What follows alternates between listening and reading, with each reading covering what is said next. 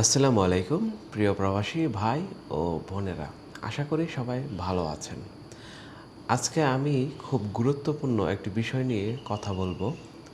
বর্তমানে YouTube, Facebook এবং টিকটকে অনেক ভিডিও দেখা যাচ্ছে যেখানে বলা হচ্ছে প্রবাসী কার্ড চালু হয়ে গেছে, প্রবাসীদের জন্য পেনশন ভাতা চালু, রেমিটেন্স কার্ডের নতুন সুবিধা ইত্যাদি ইত্যাদি নিয়ে ভিডিও অনেকেই তৈরি করছে। কিন্তু এসব খবর সত্যি কিনা আজকের এই ভিডিওতে আপনাদেরকে বিস্তারিত তুলে ধরার চেষ্টা করব।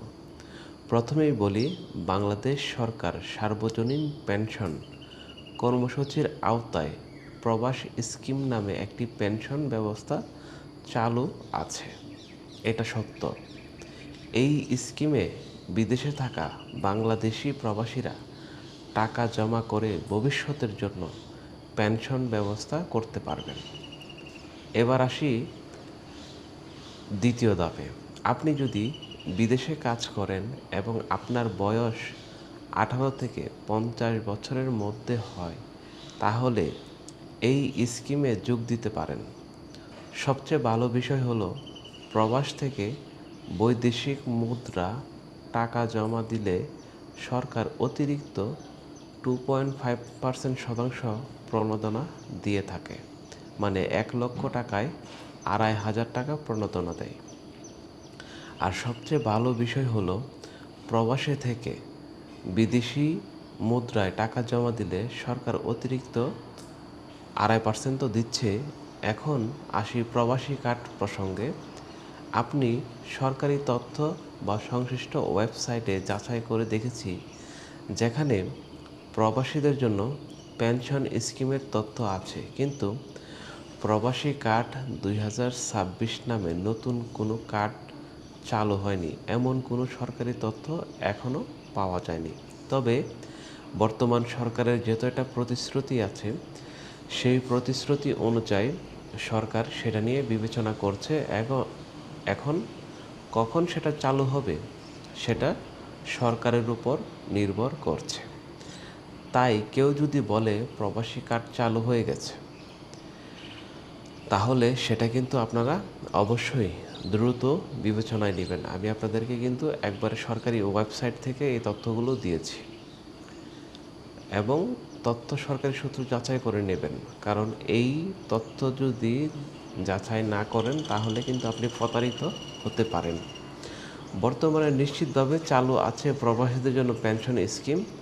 আপনারা চাইলে সরকারি ওয়েবসাইটে গিয়ে নিজেরাই পেনশন স্কিম কর্মসূচির আওতায় আপনারা সেই পেনশনটা কিনতে পারবেন।